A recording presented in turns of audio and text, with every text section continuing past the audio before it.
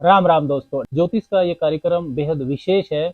मकर राशि वाले जो लोग हैं, कैप्रिकॉन मून साइन पीपल, उनके लिए ये विशेष कार्यक्रम है। शनि साढ़े साथी की चर्चा हम इस वीडियो में करेंगे। चंद्र राशि से एक विशेष गोचर होता है शनिदेव का, शनि साढ़े साथी।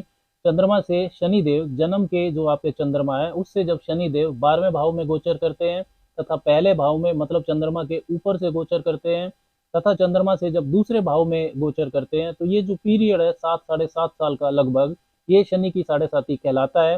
मकर वालों को अंतिम चरण की शनि की साढ़े साथी चल रही है। आपकी राशि से जो शनि का गोचर है वो दूसरे भाव में चल रहा है। 29 मई 2025 तक साढ़े साथी का ये अंतिम चरण आपका चलेगा। मतलब 29 मई 2025 को मकर राशि वालों की जो साढ़े साथी है वो खत्म हो जाएगी। वर्ष 2024 में शनि साढ़े साथी का प्रभाव मकर राशि वालों पर कैसा रहेगा, इसकी चर्चा हम इस वीडियो में करेंगे। मकर राशि में शनि देव दूसरे भाव में गोचर कर रहे हैं तथा उनकी जो तीसरी, सातवीं और 10वीं दृष्टियां हैं, ये आपके चतुर्थ भाव, सुख भाव, आयु के भाव, अष्टम भाव तथा लाभ भाव, 11वें भाव पर रहेंगी। 2024 में जनवरी से लेकर 30 जून के बीच में शनिदेव की जो गति है वो मार्गी रहेगी और 30 जून से 15 नवंबर के बीच वो वक्री गति से संचरण करेंगे। अब आपके जो चंद्रमा है वो मकर राशि में है और राशि से दूसरे भाव में शनिदेव का गोचर है, कुंभ राशि में। मकर राशि के भी स्वामी स्वयं शनिदेव बनते हैं। तो हर राशि में 30 डिग्री होती है, तो कुंभ राशि में भी 30 डिग्री है। 0 डिग्री से लेकर 20 डिग्री तक जब होती है शनिदेव की कुंभ राशि में, तो वो मूल त्रिकोण राशि में कहलाते हैं। 20 डिग्री से ऊपर के जब वो हो जाते हैं तो वो सब राशि के कहलाते हैं। जनवरी 2024 में शनिदेव 9 डिग्री से आगे चलना शुरू करेंगे। जनवरी, फरवरी, मार्च में शनिदेव अपनी मूल त्रिकोण राशि में कहलाएंगे और जब उनकी डिग्री 20 डिग्री से ज़्यादा हो जाएगी अप्रैल 2024 से, तो वो स्वराशि के कहलाएंगे। अब पहले भाव के स्वामी होकर शनिदेव दूसरे भाव में है, धन भाव में, और जो दूसरे भाव के स्वामी भी शनिदेव बनते हैं तो वो भी धन भाव में ही है। दोनों ही तरह से जो स्थिति है वो मजबूत बनती है, विशेषकर आर्थिक पक्ष को लेकर। धन की बचत, वेल्थ एकोमुलेशन के लिए ये दृढ़ इच्छा 2024 में आपको देने वाली है शनिदेव की स्थिति। आर्थिक पक्ष को लेकर गंभीरता बढ़ेगी आपके अंदर जो भावुकता है वो कम हो जाएगी। पारिवारिक सुख और सहयोग बढ़ेगा। परिवार के लिए आप 2024 में भाग्यशाली भी रहोगे। अगर आपके आसपास के लोग आपके खिलाफ थे तो अब वो आपसे जुड़ना चाहेंगे। विशेषकर यदि आपका व्यवसाय शनि के कारकत्व से संबंधित है, आप लोहा का काम करते हैं, machine, engineering, manufacturing sector, mining, wine, oil, import export, transport, इनसे जुड़ा हुआ जिन मकर वालों का व्यवसाय है, उनको विशेष लाभ की प्राप्ति 2024 में हो सकती है।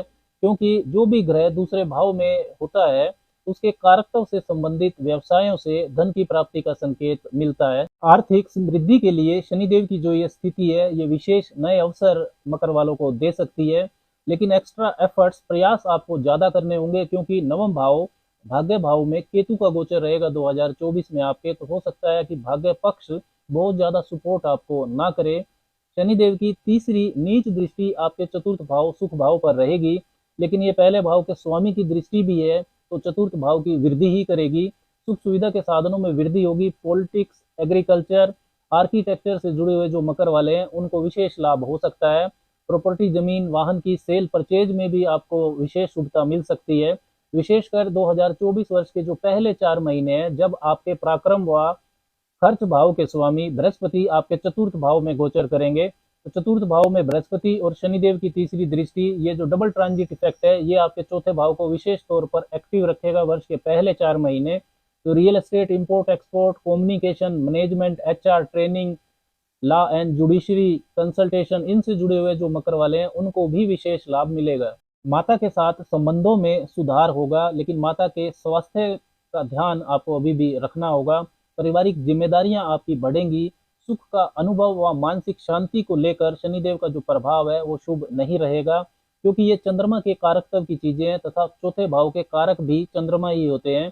शनिदेव चंद्रमा को शत्रुवत मानते हैं। तो आपको ऐसा भी लग सकता है कि आप परिवार वालों के लिए बहुत कुछ कर रहे हैं, बदले में आपको कुछ नहीं मिल रहा है। तो इस तरह की जो सोच है उसमें संतुलन रखने में भी आपको मेहनत करनी होगी। शनिदेव की तीसरी दृष्टि हार्डवर्क को बढ़ाने वाली तो होती ही है। शनिदेव की सातवीं दृष्टि आपके अष्टम भाव पर रहेगी, तो पैतृक संपत्ति, वसीयत पाने का मजबूत योग रहेगा 2024 में। गहन अध्ययन, रिसर्च, अकल्ट तंत्र मंत्र, मिस्टिसिज्म से जुड़े हुए लोगों को भी शुभता मिलेगी। लेकिन 8वां भाव सडन इवेंट्स का, अचानक उतार चढ़ाव का, गुप्त चीजों का भी होता है। तो रोजगार के कारक और आपके पहले भाव के स्वामी की दृष्टि यदि अष्टम भाव पर आ रही है तो कैरियर के मामले में और धन के लेन देन में आपको विशेष सावधानी रखनी होगी। जब पहले भाव का स्वामी अष्टम भाव पर दृष्टि डालता है तो बहुत बार आ बैल मुझे मार जैसी स्थितियां बन जाती है। तो इस चीज का आपको ध्यान रखना है। व्यर्थ के वाद विवादों से आपको दूर रहना है। शॉर्टकट्स और अपरंपरावादी जो कार्य हैं वो ना करें। खाने पीने में, लाइफस्टाइल में आपको विशेष सावधानी रखनी होगी, उसमें अनुशासन बनाए रखें, नहीं तो स्वास्थ्य समस्या भी आपको हो सकती है। शनिदेव की 10वीं दृष्टि जो है वो आपके लाभ भाव पर रहेगी, 11वें भाव पर। तो धन भाव के स्वामी की लाभ भाव पर दृष्टि बहुत शुभ होती है। नेटवर्क सर्कल, व्यावसायिक मित्रों से ये लाभ को बढ़ाएगी। तीसरे भाव में, पराक्रम भाव में आपके राहु रहेंगे 2024 में, उनकी भी 9वीं दृष्टि आपके लाभ भाव पर रहेगी। तो कोई नया स्टार्टअप करना हो, कोई नया प्रोजेक्ट शुरू करना हो, इन सब में आपको शुभता मिलेगी।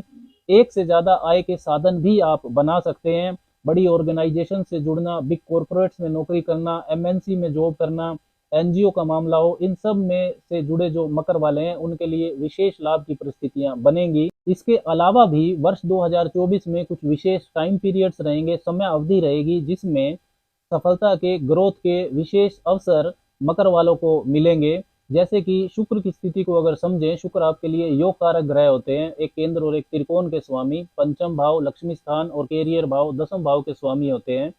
7 मार्च से 31 मार्च के बीच में शुक्र आपकी राशि के स्वामी शनिदेव के साथ ही दूसरे भाव में रहेंगे। शुक्र शनि की युति बनेगी तो ये बहुत मजबूत धन योग रहेगा। धन प्राप्ति के बेहतरीन अवसर आपको 7 मार्च से 31 मार्च के बीच में मिलेंगे।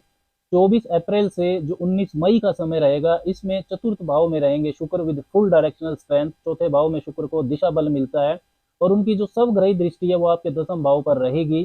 तो कैरियर के लिए ये समय बेहतरीन रहेगा।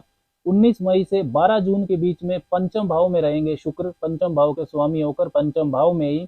तो एंटरटेनमेंट फील्ड से जुड़े हुए जो लोग हैं या स्टॉक मार्केट से जुड़े हुए जो लोग हैं उनके लिए विशेष लाभ होगा। इस पीरियड में जो आपके महत्वपूर्ण निर्णय आप लेंगे वो सही साबित होंगे। 18 सितंबर से 13 अक्टूबर के बीच में मालव्य नाम का राजयोग बनेगा आपके 10वें भाव में।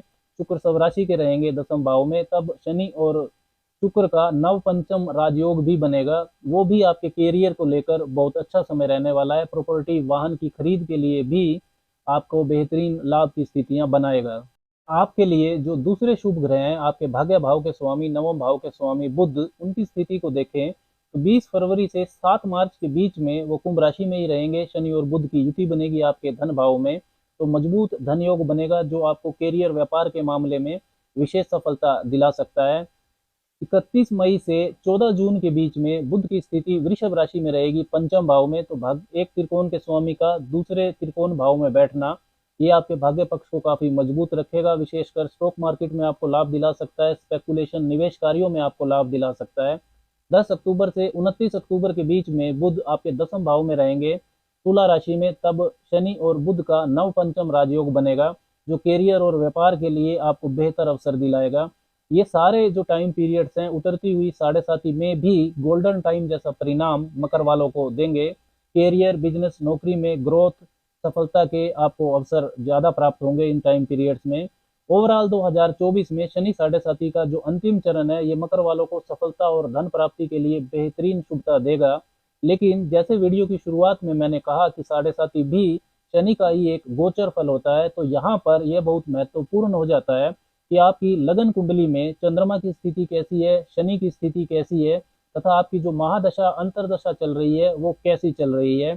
क्योंकि ज्योतिष में महादशा और अंतरदशा के अनुसार ही गोचर फल का परिणाम होता है, या यूं कह सकते हैं कि महादशा अंतरदशा का जो रिजल्ट होता है उसी को ही गोचर डिलीवर करता है। आपकी चंद्र राशि मकर है, यदि इसके साथ ही आपका लगन वृष या तुला है जिनके अंदर शनिदेव योग कारक होते हैं, या आपका लगन ही भी मकर और कुंभ राशि का ही है जहां पर शनिदेव ही आपके लगन के स्वामी भी बनते हैं, पहले भाव के स्वामी बनते हैं, तो उतरती हुई साढ़े साथी आपको बेहतरीन शुभता देगी। यदि आपकी महादशा अंतरदशा मजबूत कारक ग्रहों की चल रही है तब भी साढ़े साथी का परिणाम आपके लिए बहुत शुभ रहेगा। इसके विपरीत यदि आपकी कुंडली में चंद्रमा कमजोर हैं, पीड़ित हैं, आपका जन्म अमावस्या तिथि के आसपास का है, मतलब चंद्रमा में पक्ष बल नहीं है, तो जो एक्स्ट्रा रेस्पॉन्सिबिलिटीज जिम्मेदारियां साढ़े साथी में आपको मिलेंगी, उनको निभाने के लिए आप मानसिक रूप से तैयार नहीं होंगे, आपको परेशानी होगी। या शनिदेव आपकी लगन कुंडली में कमजोर हैं, पीड़ित हैं, नीच राशि में हैं, पर्टिकुलरली नवमांश कुंडली में यदि उनकी स्थिति खराब है तो उतरती हुई साढ़े साथी आपको परेशान करेगी। इसके अलावा यदि आपकी महादशा अंतरदशा में तीसरे, छठे, आठवें और 12वें भावों से संबंधित ग्रह एक्टिव हैं, तब भी उतरती हुई साढ़े साथी आपको काफी संघर्ष कराएगी। ऐसे मामलों में आपको आर्थिक मामलों में जो नुकसान हो सकता है, आर्थिक मामलों में जो महत्वपूर्ण निर्णय आप लेंगे वो गलत साबित होंगे, गलत दिशा में आप रिस्क उठा सकते हैं। व्यापार नौकरी में खराब व्यवहार के कारण आपको नुकसान हो सकता है, स्वास्थ्य समस्या हो सकती है, प्रॉपर्टी मामलों में आपका धन फंस सकता है। तो इन सब बातों का ध्यान मकर राशि के लोगों को रखना चाहिए जब हम बात उतरती हुई साढ़े साथी की कर रहे हैं। तो कुछ विशेष उपाय मकर वालों को जरूर करने चाहिए। सूर्यास्त के बाद आप दशरथ करत शनि स्त्रोत का पाठ करें। बुधवार और शनिवार को अपना जो भोजन है उसमें काले चने जरूर शामिल करें। सार्वजनिक स्थान पर आपको पीपल और शमी के वृक्ष लगाने चाहिए।